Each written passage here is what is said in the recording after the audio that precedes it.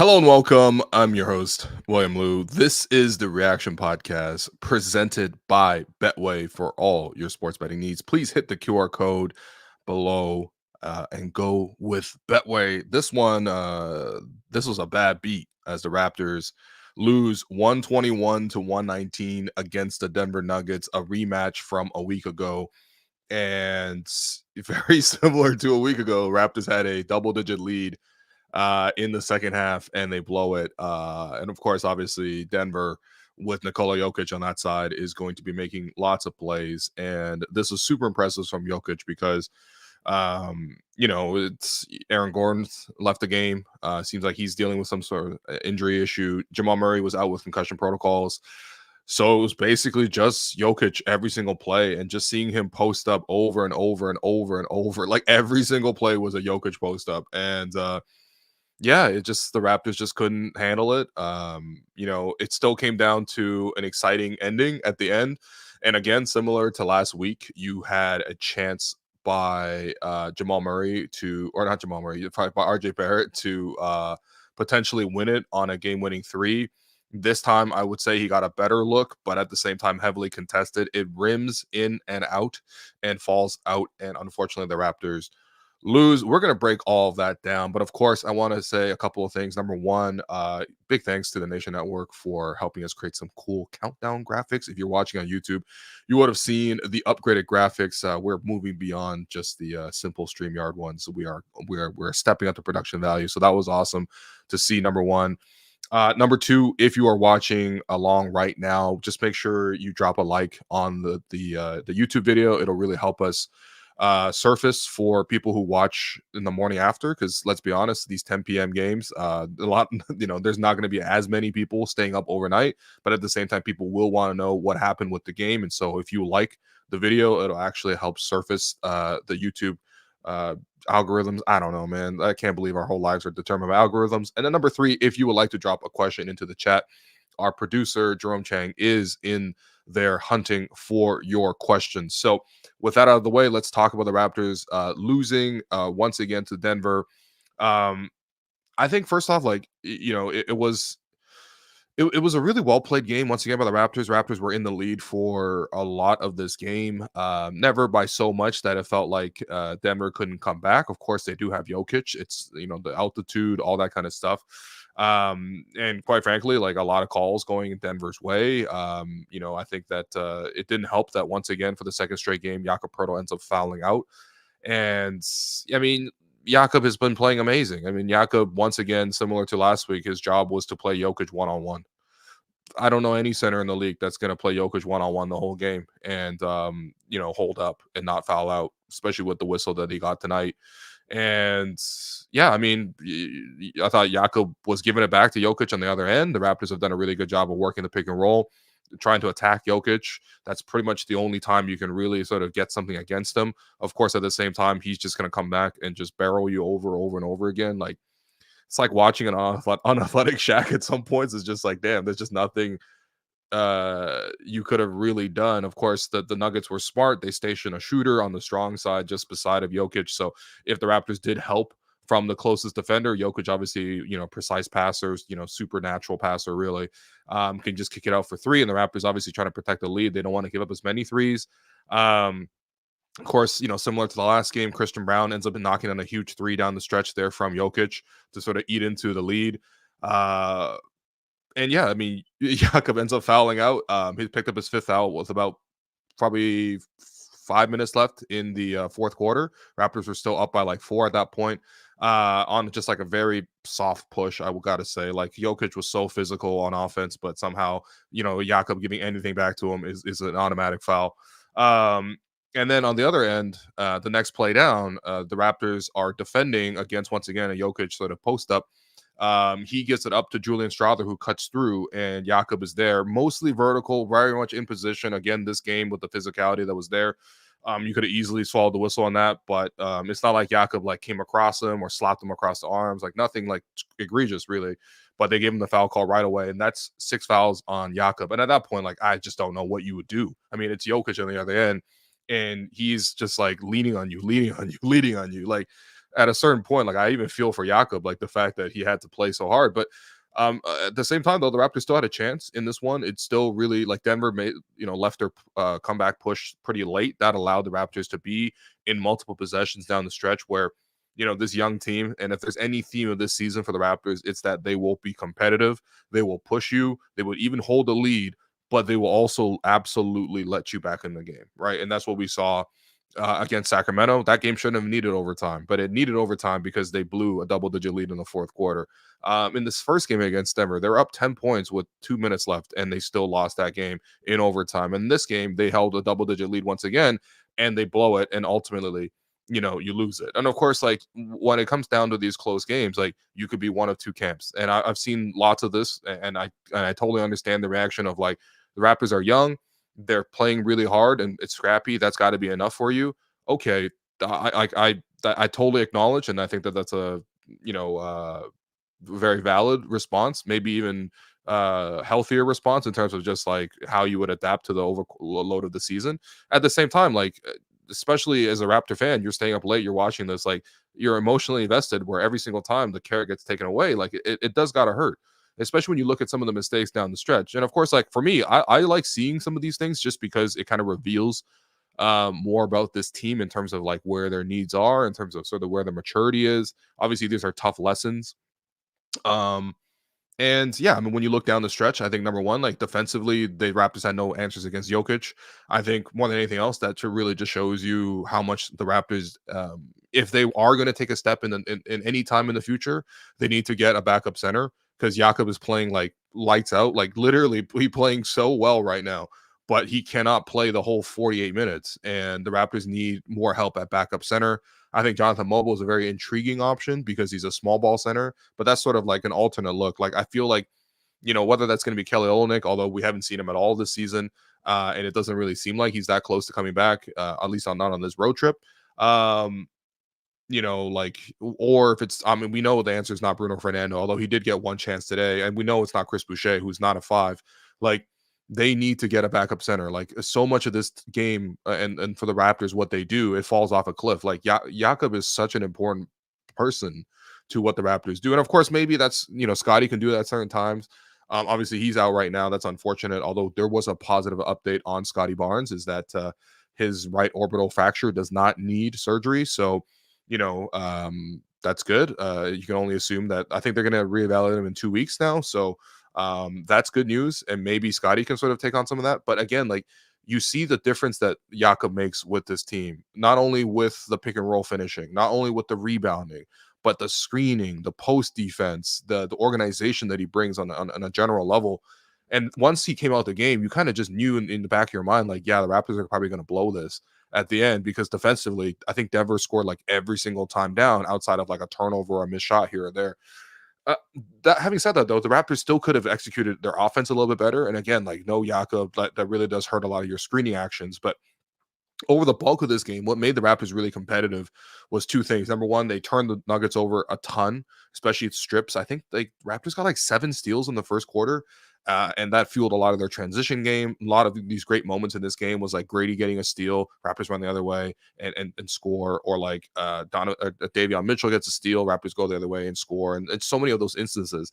That was one. The other thing too was just like Raptors with their movement on offense, with their screening, and the fact that this is a team that almost never plays one-on-one, except for the final play apparently, but whatever. They were running a lot of actions and a lot of the motion, and that created a lot of advantages for them and created a lot of mistakes against Denver, and the Raptors were able to capitalize off of those. Those were all good.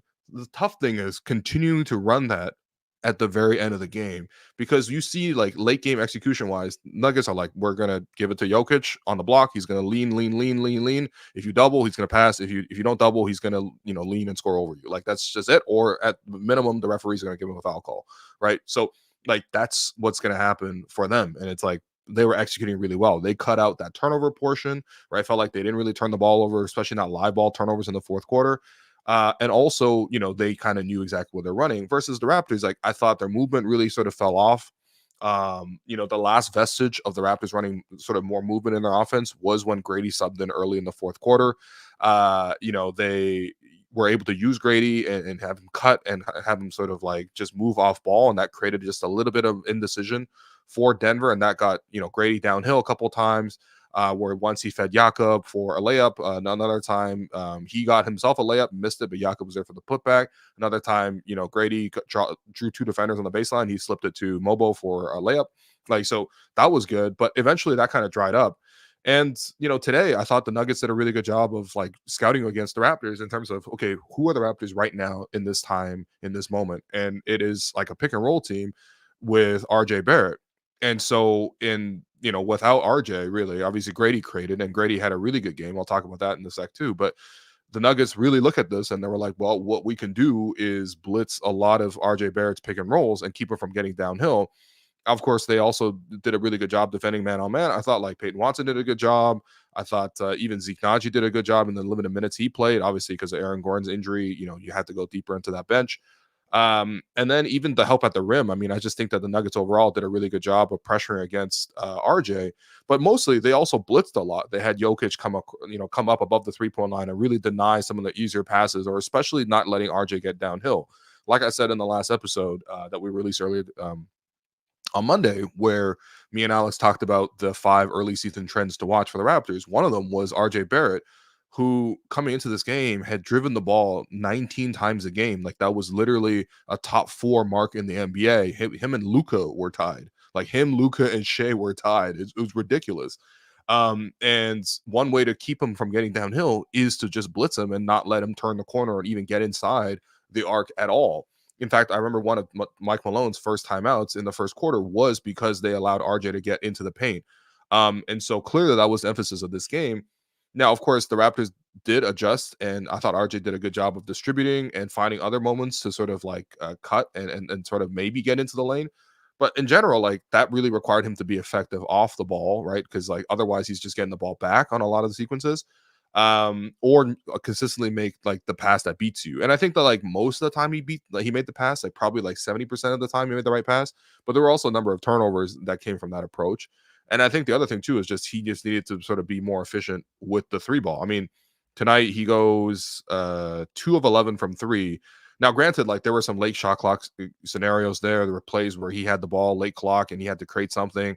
Like I remember the end of the first half, for example, the Raptors had the shot clock turned off. RJ had it at the top, and he took a 3 at the very end of the clock, which like was pretty normal play, really. He missed those, so like I don't think that those help his percentages. And of course, the last play of the game also involved RJ shooting a 3, and he went in and out. But in general, I thought the Nuggets just did a good job. And in fact, if I'm Sacramento, who's going to play Toronto next on Wednesday, I'm looking at this exact strategy. I'm saying, you know what? Can we do the same thing? Can we blitz? First off, can we use the bonus in this physicality to essentially bludgeon Jakob until he fouls out? Because obviously the Raptors have a soft underbelly once they have no Jakob. But then the other thing too is just, are we going to blitz RJ's? Because like none of the Kings, perimeter defenders are particularly good. So that's something to watch out for. And I think for the Raptors, maybe they can adjust for it a little bit better. But at the same time, the Raptors offense also wasn't really the issue until it was the issue in the fourth quarter.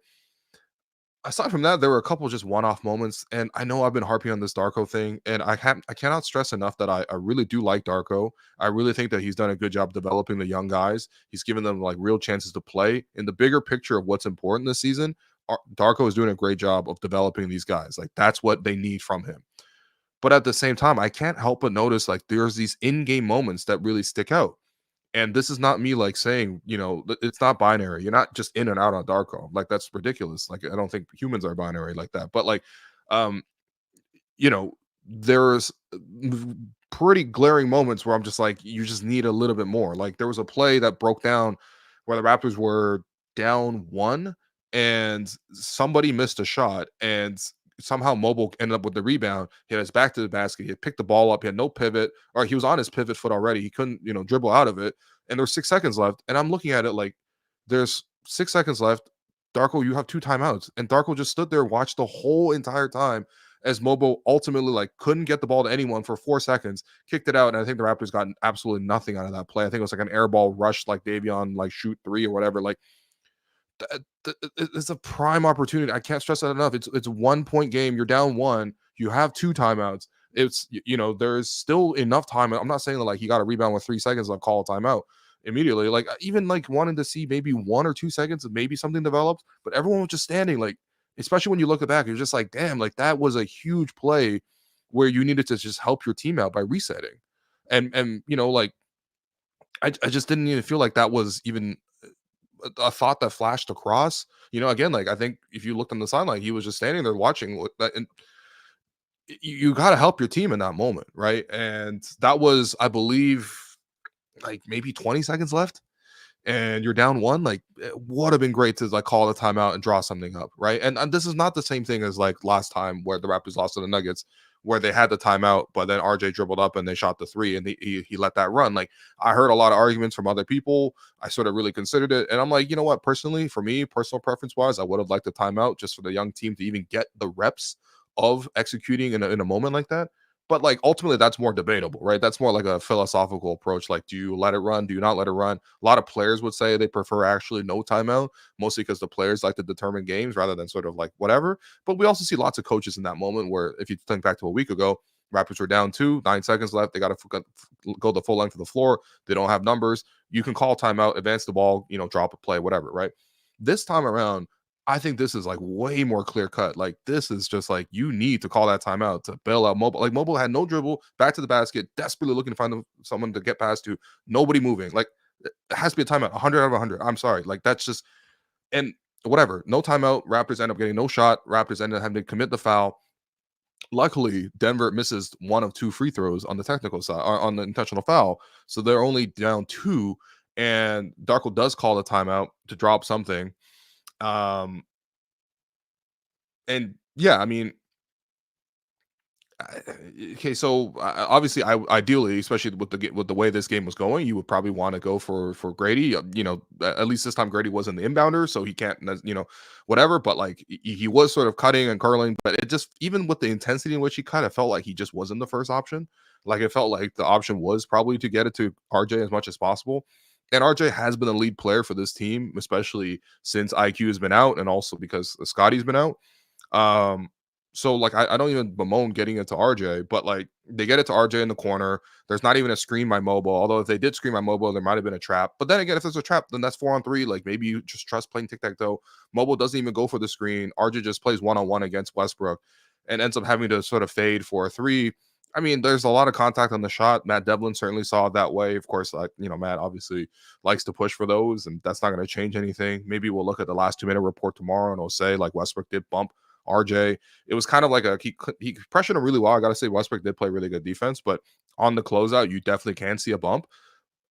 But I mean, at the same time, it's not even about that. Like, I just think that like there was still, again, a lot of time left, and it was a very simple inbound to an ISO to RJ, who, can he make a shot like that? Sure, but again, like he's 2 of 11 from three in this game, like 6 of 22 overall. Like it just, uh, the balance just wasn't quite there for me in terms of just like, again, no Jakob, a lot of young guys on this team. Like I'm not expecting them to come through and drop like the perfect play that wins it. You know what I mean? But at the same time, it's just these are these little moments, I think, for everyone to learn. And that's the thing. Like just like you can see players improving. Like I honestly think that like you could see coaches even improving in some of these moments, because like adapting to sort of what you have in these moments, and trying to make better decisions as you go, it is like a really human thing. It's not just exclusive to the athletes themselves. But at the same time, I'm just like, the Raptors obviously, and again, I understand that this season isn't about collecting as many wins as possible, because we're not, even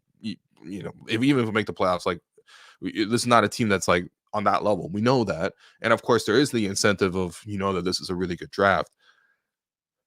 Again, having said that though, like these moments do matter. Like I guess the results don't matter, but the process matters to me. Because if we get to an actual game where this team 2-3 years down the line is actually really good, can you count on some of these things to sort of be developed and sort of worked in at that time? And no one can say that for certain, because like I don't have a crystal ball. But this is important, man. Like it cannot just be no time out there. Like Yeah, and for this young team, like it is really encouraging that they're playing a real style of play again. Like they're playing in a way that's really competitive.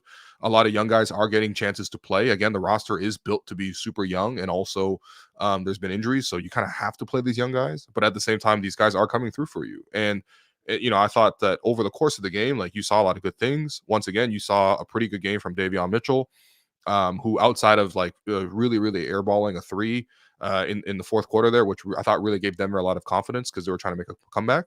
Um, I thought he played really well. I thought his defensive intensity has been there the whole time. The fact that he cut his turnovers down was also really good. Raptors have gotten their turnovers down in the last couple of games. That's been a real issue for them, and it has come down because it was just like the ball was just flying everywhere in the start of the season, the first week of the season, I suppose. Yeah, Davion 8 assists, 0 turnovers. I thought his pressure on defense was good. I thought he even took the right aggressive threes. Like the fact that he played 30 minutes and took 6 threes, I actually really like that. He's got that quick crossover. Usually he kind of uses it as a last resort, kind of like, okay, I got to create something. End of clock. He typically tries to go for a quick crossover and then tries to stretch in for the left. He made one of those. He missed one of those, but I don't mind that process. I thought Ochai played really well as well. He continues to sort of just like the only thing I would say with Ochai is he could really help with the rebounding. There was at least like 3 times that Michael Porter Jr. was able to reach around him for offensive rebounds. And again, like when you look back at the end of this game, like you lost by 1 possession, right? So these extra possessions truly do matter. But I do think Ochai could really help out on the glass there. I think there's more of his physicality they can use. Like you could, especially with a taller guy, what you would ideally do is try to box him out rather than sort of trying to jump and reach. And obviously, Ochai is pretty athletic, but MPJ is also like 6'10" and he's 6'4". So like he's got to use a stronger base to like box him out and prevent for and maybe even let someone else rebound rather than sort of like tries to get it himself. But those 3 rebounds really do stick out because like at least 2 of those were putbacks. But in general, Ochai played really well. Again, he continues to sort of find opportunities to cut and finish and score. Even in the last minute of the game, he actually put the Raptors back in the lead at one point, 119, 118, with a baseline cut. And he finished, at the basket. He's been really fearless on that front. He also knocked down 2 threes, which was really big. Both of those, I think, in the third quarter. And even a little tiny bit of playmaking, because again, like a lot of these teams are going to deny RJ a lot. Like we saw tonight, him getting blitzed, and then same thing with Gradey. He's going to get a lot of attention. And of course, going into halftime, Gradey I think already had 18 points, so it was like clearly he was a point of emphasis for Denver. Even at halftime, I'm sure coming into the game was a point of emphasis, but especially at halftime. And I thought they did a better job of being physical with Gradey. I don't think it completely stopped them, which is really encouraging. But at the same time, like, they definitely took a lot of that away. So some of that is on Ochai to create just a little bit of offense. And I think he's making good decisions in transition. But even a couple moments you've seen this season where he's had to run a pick and roll and he gets into the middle of the lane and he shoots like a little short jumper, or, he drops it off to Jakob. Like I wouldn't say like Ochai's a playmaker. Like I think there's like a long way to go for that. But at the same time, like Ochai actually did make a couple of good sequences, and that's what we keep seeing from Ochai is just this very steady, very efficient, very responsible offensive player. And it's really been a huge help. I want the rebounding to be a little bit better, especially for this group that really lacks rebounding right now. What else? Gradey, I can't believe we took this on to get to Gradey. Gradey is just like the reason to watch Raptor games. Like when I turn on the television right now to, watch, turn on the television. Who watches basketball on television nowadays? Like when I turn on my laptop to watch, a stream of the game, like the number one thing I'm looking for is how Grady's going to sort of get free, because there are just stretches where Gradey just ends up slipping free, and all of a sudden he's putting in these like long streaks uh where he's scoring like double digits in a quarter, and that's just like a consistent feature of every game. Thinking back to game 3 of the season when it was against Minnesota, or maybe that was game 2 of the season. Raptors were down 20 points, whatever, and then all of a sudden Gradey gets a hot streak in the second quarter, and that alongside of I think Jamal's defense like really got them back into the game. Ultimately, whatever, Minnesota beats them and by a lot. But there was a stretch there in that game. There was a stretch there in the Charlotte game where like that's where he set his career high. He set his career high the next game as well. And he just has these streaks that he goes on. The same thing against the Kings, he wasn't even ultimately that efficient against the Kings, and yet there's like a little stretch. And so for me, it's a lot of that was in the first half for Grady. Like you had a play where he's like sprinting full speed into a dribble handoff, and he got a really good defender guarding him. Peyton Watson's very athletic, very long. He gave RJ a lot of problems, for example, but this is different. This is different assignment from containing a guy driving towards you. It's a guy who's running away from you, and you have to navigate a screen. But I think for Grady, so he was, obviously running towards the dribble handoff to catch it. But even if you notice like the small things in terms of the shot preparation, as he was going full speed, but he was able to chop his steps so that he can catch it steady and then fire right away coming off the screen, knowing that he only has a marginal amount of space if he executes this properly, because Peyton Watson is longer and more athletic than him. But there is that slight gap. And if he doesn't chop his feet, if he doesn't really like steady himself and get vertical on that shot, it probably is an erratic one. But instead, he knocks it down and makes it look really easy. That was really impressive. Another thing that's really been fun too is watching baseline out of bounds plays or sideline out of bounds plays for the Raptors, where they've been able to sort of get Grady off of curls, and he will usually get to the baseline. That's, like you probably find the most space there in the sense that like that's probably where your cut's ending. Like you're probably ending from one of the corners to try to come to the top of the floor, and then maybe ending up at the baseline where there's just a little bit more space to sort of pass to you. But he's just been money on baseline jumpers. Like we've seen him the other game, for example, knock down those back-to-back, drive, bump, and then fade jumpers along the baseline. But you've seen, just him as the baseline out of bounds option. You saw one on the left side, one on the right side, both times. It just seems like have a really good accuracy with that. Because again, like these are not, it's not quite the same as like a corner three, for example, where like it's pretty fixed distance. There's only so much space. There's like barely 2 feet's worth lengths of space on the baseline. So like if you're shooting a corner three, you're basically shooting the same shot. Whereas like for Grady, like these are baseline out of bounds plays where he's sometimes shooting from 10, sometimes he's curling to 20, but he's got such great touch on those. And even when he's fading, he can make those. That's been really impressive. There was a sequence where, the Raptors got the ball into the paint. They kicked it out to Grady. Hard closeout. The Nuggets selling out to sort of contest to him. He swings it crisply into the corner. Jakob gets his first career 3 off of a Grady assist. That was really nice. Seeing multiple shooters on the floor was also really nice, especially considering they're both so young. Grady, he was also super active. First half, he had 4 steals. A couple ones where he like raced back in transition and was the last man back, and he batted one out from like against Jokic. Another play where he like got scrappy in the lane, multiple defenders down low, and so they were trying to get the rebound. The Nuggets are also crashing the glass hard, like 3 guys in there, and obviously the Nuggets are bigger, but Grady ends up sneaking in there, slapping the ball free, and then sort of saving it as he's falling out of bounds. That led to a and one in transition for Davion Mitchell, because Grady was able to save the ball and the Raptors were able to break. So lots of little plays like that. Or like the steal in traffic that he got where, the Nuggets seem to have numbers, but Grady kind of played the passing lane, a little bit of a gamble. Gets the steal, throws it up to Jakob throws it back to Grady for a lob, and he finishes the alley-oop in the lane. Like just small stuff like that. Or, after his hot stretch in the third quarter there, the Raptors went back to Grady on the elbow, and Grady even was like taking turnaround fadeaways, like a super hard contested shot. Ends up missing. Honestly, didn't miss by much. Was just off by a tiny bit. There was a long rebound, and credit to Davion Mitchell for being like the J.R. Smith in this instance, where he just gets up long enough to sort of change the finish, but then Grady, kind of like the LeBron chase down block fashion, literally races all the way back and blocks it, and he atones for not even a mistake, because I actually don't even think that's a bad shot for him, but just like that compete level to come right back and sort of like, okay, I missed, finally, fine, I missed, but here's a chase down block. Like, it's just been so exciting to watch Grady. And, right now, especially with the way the offense is built, like you have 2 modes, right? You have, well, first off, you really only have 2 creators, but you have 2 modes. You have the pick and roll mode with RJ obviously playing pick and roll with Jakob. Today, it wasn't as effective because the Nuggets blitz a lot of that. So that's fine. But there's that like vertical mode where RJ is trying to get downhill. And then there's the other mode where Grady is just like, playing horizontal, cutting off his screens, curling. How many times have you seen Darko yell elbow, elbow, elbow, or like Jamal or Davion, the point guards, yelling elbow for Grady? And there's just a brush screen at the elbow for Grady to curl off of and make a decision. There's sort of that sort of like east-west kind of game versus the north-south that RJ has. And it's been interesting watching them sort of operate together. I mean, they've been effective every single game. Now, today, unfortunately, I thought RJ just, again, couldn't get the three to fall, and also the Nuggets did a good job of blitzing him. He probably needs to sort of handle that, but I also want to see, again, for a young team, how they adapt to that, because now teams are adapting to them, and now it's about counter punching. Like, that's what ultimately makes you a great player. Like Jokic, for example, you're checkmate every time, because no matter what you do with him, he's going to do something that's going to be better than what you do. But yeah, like even RJ, I know he had a bad game today in terms of efficiency, but that's actually a sign of respect from the other team by blitzing him so hard.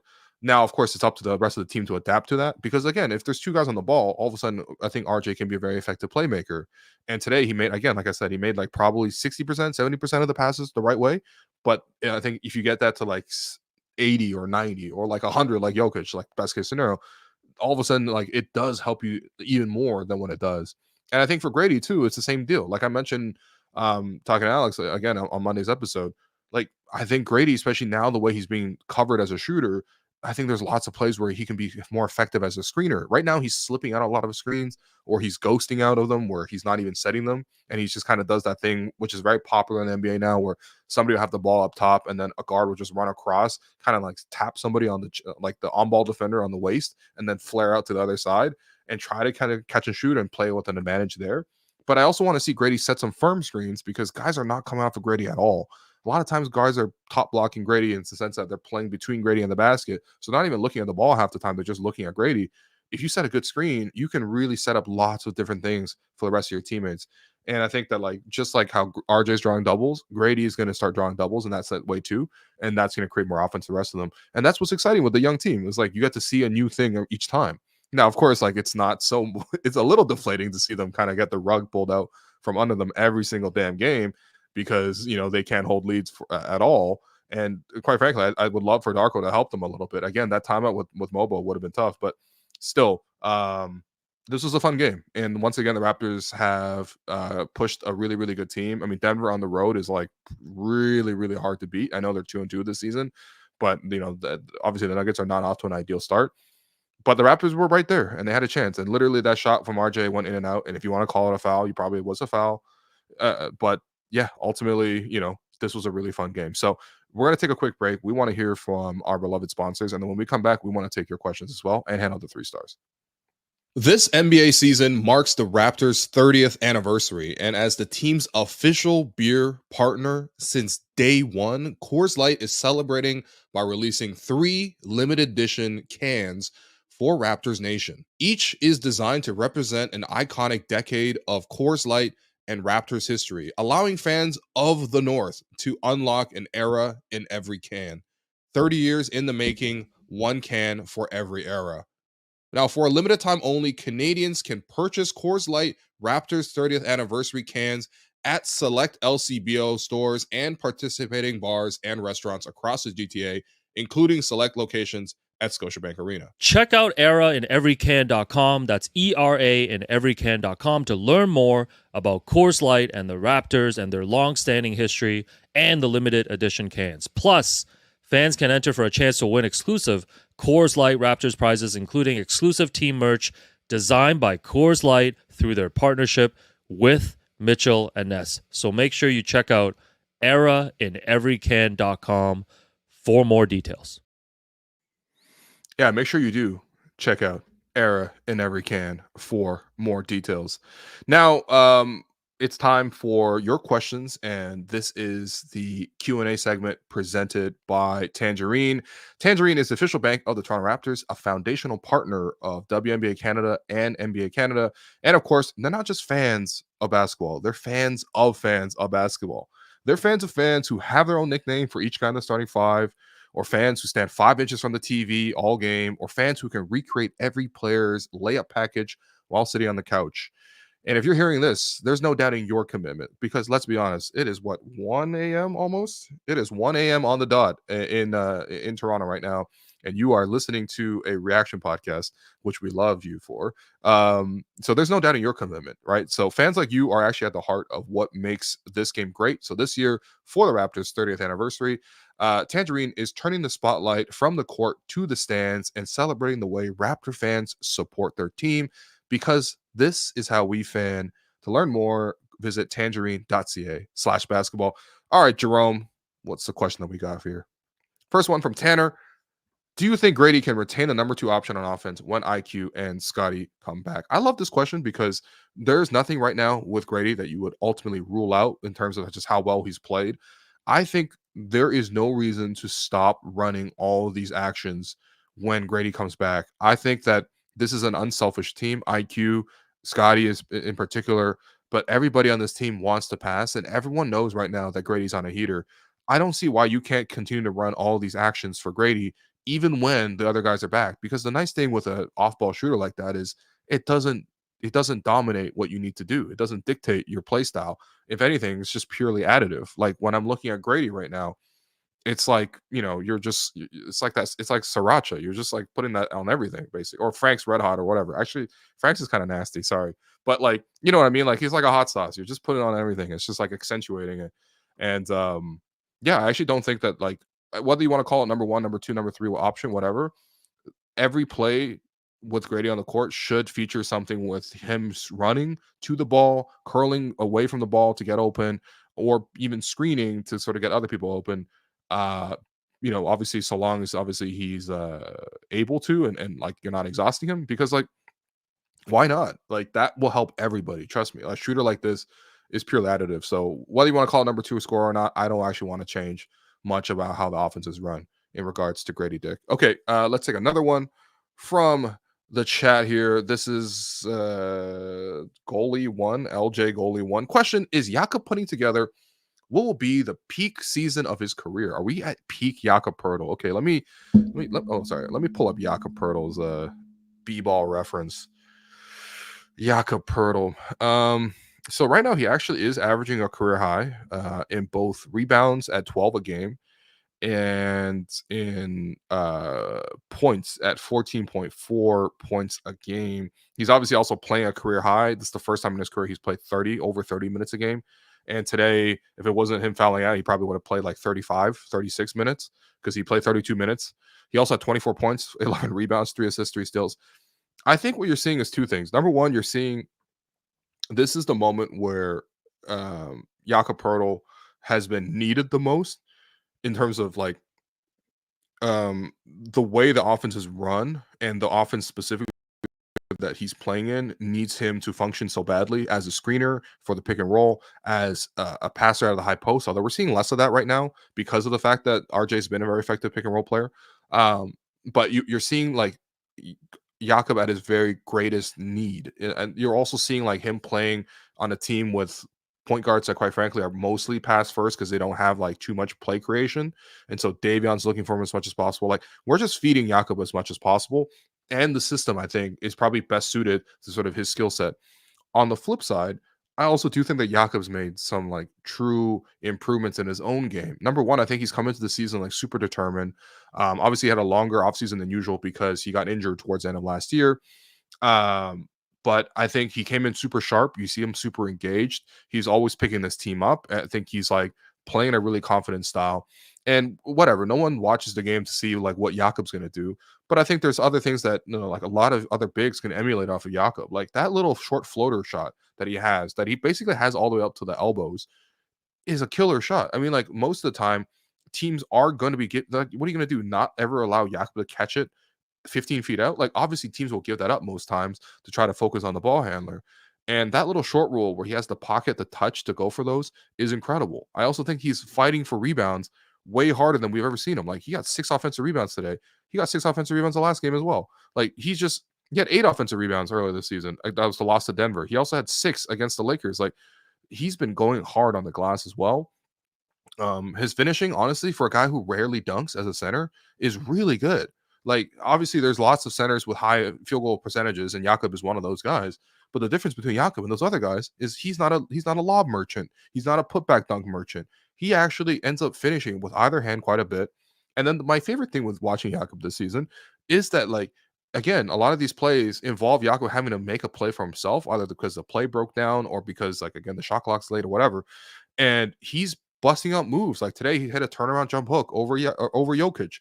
At one point, he's got a pretty good head fake and then step through finish. I feel like he's had that ever since he come back from the Raptors. I actually remember interviewing Jakob like basically the week after he got traded to Toronto 2 seasons ago, And I asked him because there was a game he had against Orlando where he won like 15 of 17 for like 31 points. It's actually super impressive, and the Raptors won that game.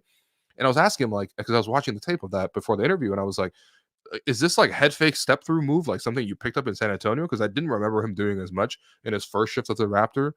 But like just in general, like he's putting all these things together. And most importantly, he's just needed the absolute most right now. Like they need him so badly. And you saw sort of how much this team was basically doomed as soon as he fouled out. So, yeah, I mean, honestly, the only thing wrong with Jakob is there's not two Jakobs right now. Like no one's complaining about the fact he doesn't have a three or like he doesn't fit this play style, that play style. Like he's a very versatile player. He's a very selfless player, and he's a very important player to this team. And yeah, honestly, if we actually had two Jakobs right now, this team would be infinitely better. It really, really would be like a team I would bet to be above 500 when healthy if they had a backup center of the caliber of Jakob Poeltl. So huge appreciation to Big Yak. Rome, are we gonna take one more or not? What do we got? No more. All right, that's it. That's it for questions. Let's go. It is 1 a.m. and we are all fed up. All right, your 3 stars from tonight's performance. First time I'm gonna give it to Jakob again. Like this, I mean, I just said everything, but yeah, 24 points, 11 rebounds, 6 offensive, 11 of 18 from the field, 3 assists, 3 steals. Awesome player. 6 fouls, unfortunately. Whatever. Please give him the benefit of the whistle, just even one time. He's gotten a bad whistle ever since he was a rookie. I remember him as a rookie. He used to get just killed, man. I think it was like the combination of him being a physical big and also a rookie and also getting the rookie whistle. It was just like, your second star, I'm going to give that to Gradey. 26 points, 2 rebounds, 5 assists, 3 steals, 2 blocks. The 2 blocks is so funny because like I've been watching Raptors Moments, which is a great channel on YouTube. Of course, you should watch Raptors Moments. Very hilarious edits. And I never watch Raptors Moments for the stats, but one of the stats he pointed out was Gradey only had 2 blocks all of last season. And I believe after the first game against Cleveland, they already had 2 blocks. So I think, not to say that, Gradey is some sort of like, shot blocking wizard now, although he did have that chase down block. But I think it's a sign that he's playing defense at a higher level. He's more engaged. He's reading the play. And yes, he still gets burned. I think sometimes he gambles. But ultimately, right now, he's been very disruptive. And then offensively, he's been mesmerizing to watch. Like 26 points for Gradey. He gets himself 20 shots. Honestly, the fact that he even got himself open 20 times to shoot is a really impressive still because he's not a standstill shooter. He's not just a guy who can, who has to, catch and shoot set up by other guys. Like he's creating a lot of this with his own movement. Darko's calling a lot of plays for him. He's setting other guys up with his sort of gravity as well. And yeah, I mean, obviously there's things to improve on. Like he committed a turnover late in the game where he was just trying to take Christian Brown off the dribble and he's not strong enough and his handle's not good enough where he bounced it off his foot.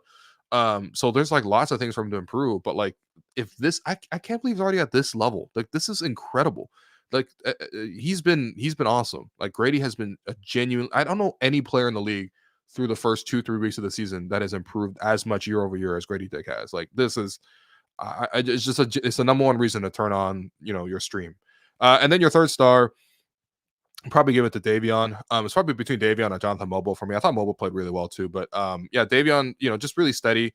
13 points, 8 assists, 2 rebounds, a steal, 2 of 7 from 3. Unfortunately, like I like the fact that he's taking these threes. It's just that like he's short on so many of these. I think that's the make or break skill for him. Between like, are you going to be a really, really good backup point guard or just like another backup point guard that kind of like floats around defensively, sounds smaller, what I mean? Like there's lots of those guys. But the make or break skill is that 3. And yeah, I mean, whatever. On a different night, he makes 3 or 4. All of a sudden the Raptors win this game. But I thought Davion's process to how he approached it was really good on both ends. Your Gerald Henderson Award winner for who randomly torched the Raptors. Unfortunately, I got to give it to Russell Westbrook. I just thought he was antagonizing the whole game. Obviously, he gets that stop against RJ at the end there, called a foul, whatever. But like 21.6 rebounds, 6 assists, got to the foul line 10 times. I just think that he was just like taking it to the Raptors over and over again. And yeah, all that in 27 minutes for Russ. Like he played really, really well. But they also got a good game from Strother or Peyton Watson. And again, the Nuggets bench has not been performing. But because of the injuries, Malone had to trust them, and those guys did get their feet wet and play really effectively. But yeah, Westbrook tortures us. And then lastly, your most important guy, which is presented by Greta. Make sure you check out Greta on 590 King Street West. They're the number 1 hangout spot for pregame, during the game, and postgame. We are actually having our season kickoff party at Greta on November 12th. It's a Tuesday at 7 p.m. Raptors are playing Milwaukee that night on the road. We'll be there watching it together, hopefully playing a couple games. We'll be doing a lot of giveaways. I just saw the list of what we're giving away. A lot of nice giveaways too. It's a free event. All you got to do is RSVP to nationgear.ca and secure your spots. You will not be allowed in unless you have RSVP'd. And yeah, I mean, maybe I got to double check. I think we're probably already sold out, but just try RSVP anyway. Just see if you can get in, because it's gonna be really fun. I always love sort of seeing a lot of people watch the Raptors together. One thing about covering the Raptors, a bit of an isolating experience because I'm always here by myself watching these games. But yeah, it'll be really fun. And we'll be doing a live reaction podcast with the group there afterwards too. So check that out. But yeah, your most important guy from tonight, most important guy is actually our friend Kianna, who was seen on the broadcast. I know the Tangerine fan angle, they were like looking for the Raptor fans in the crowd. And they found Key, and they had this exact hello and welcome hat on. That's why I'm wearing it. I know I look like an egghead when I wear this. My head is too big for hats, except for this one.